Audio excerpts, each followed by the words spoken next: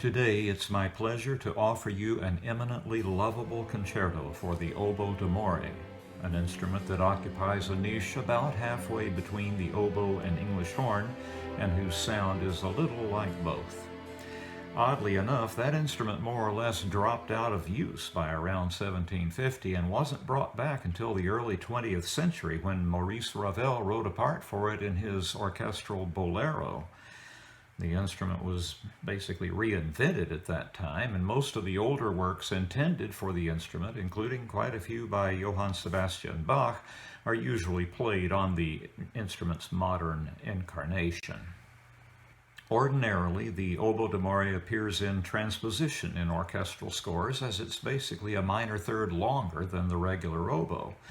But in the old Eulenberg score that I'm showing you here, the solo part appears untransposed, which makes score reading and analysis quite a bit easier, but which doesn't really represent the part that the soloist is reading from. I'll consider that trade-off worth it in this case.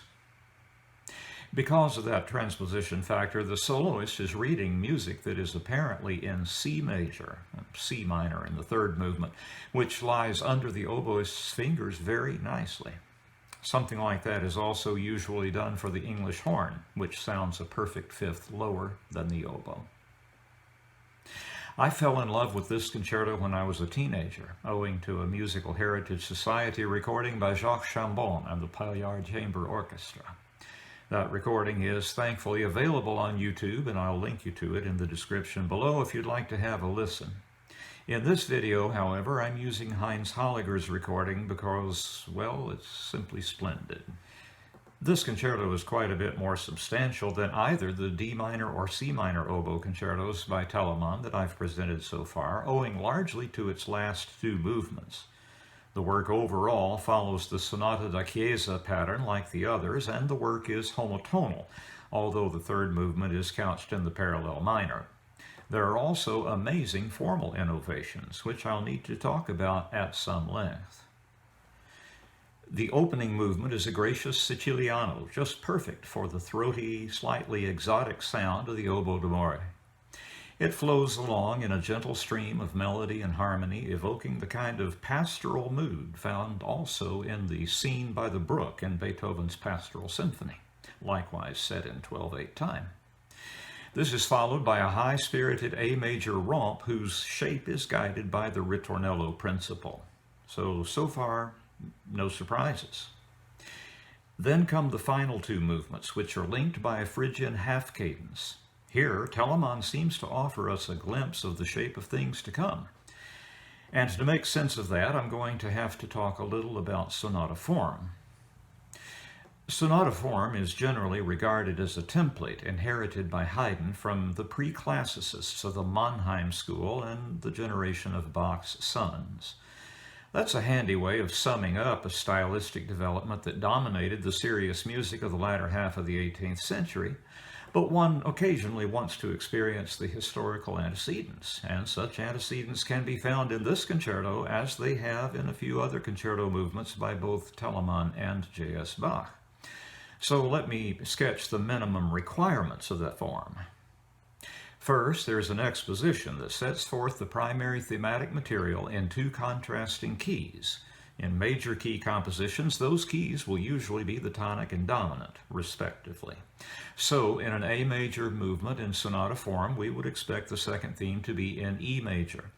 Some kind of modulating transition is necessary to bridge the divide between those keys, and usually a formal closing to the exposition as well, set in the secondary key. Then comes a passage in which motives drawn from the themes are pitted against each other, and a number of related keys are typically explored. This is the movement's development. Eventually, the original thematic material is brought back for recapitulation, this time with both themes presented in the tonic key and thus reconciled. It's easy enough to see the dramatic undertones and possibilities inherent in such an arrangement.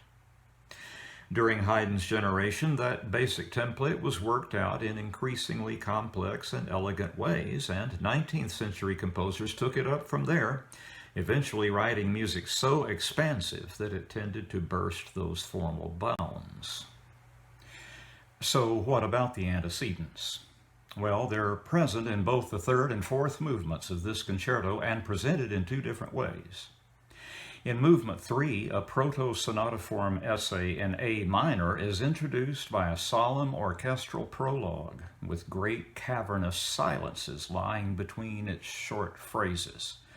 That prologue ends with a Phrygian half cadence, following which the orchestral strings drop out except for a cellist and the harpsichordist, and the soloist presents an A minor lament that is couched in the form I just described.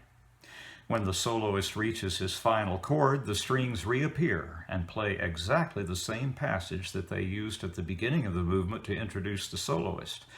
Thus, the movement ends with that same Phrygian half cadence.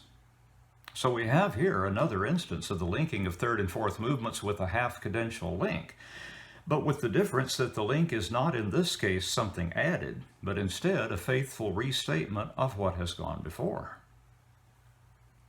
Movement 4 then opens with a kind of hunting duet between the oboe d'amore and the first violins. It's set in the overall form of ABA. It represents in fact the truest possible sense of that form. That is, the final A section is a literal restatement of the first and managed with a da capo indication. But that's only true of the overall shape of the movement. What about the actual A and B sections? What do they contain? Well, here's where we're again vouchsafed to look into the future.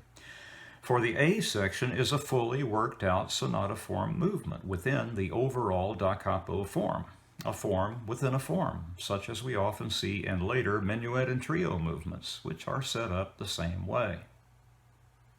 The A sections are, of course, overall set in A major, but with the kinds of modulations to related keys that you would expect in a sonata form composition. The B section, on the other hand, is set in 3 minor keys, beginning in F sharp minor and ending in C sharp minor. The da capo reprise then simply begins in A major, not so much a resolution of that C sharp minor key music as its corrective.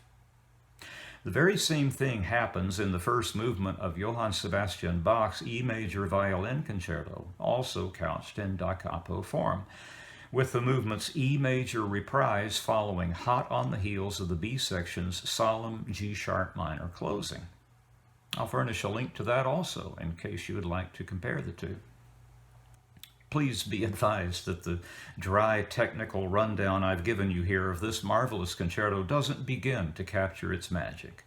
This is some of the most lovable music I know, and I hope you enjoy it as much as I do. Mr. Holliger is in this case accompanied by the Camerata Bern, led by Thomas Füri.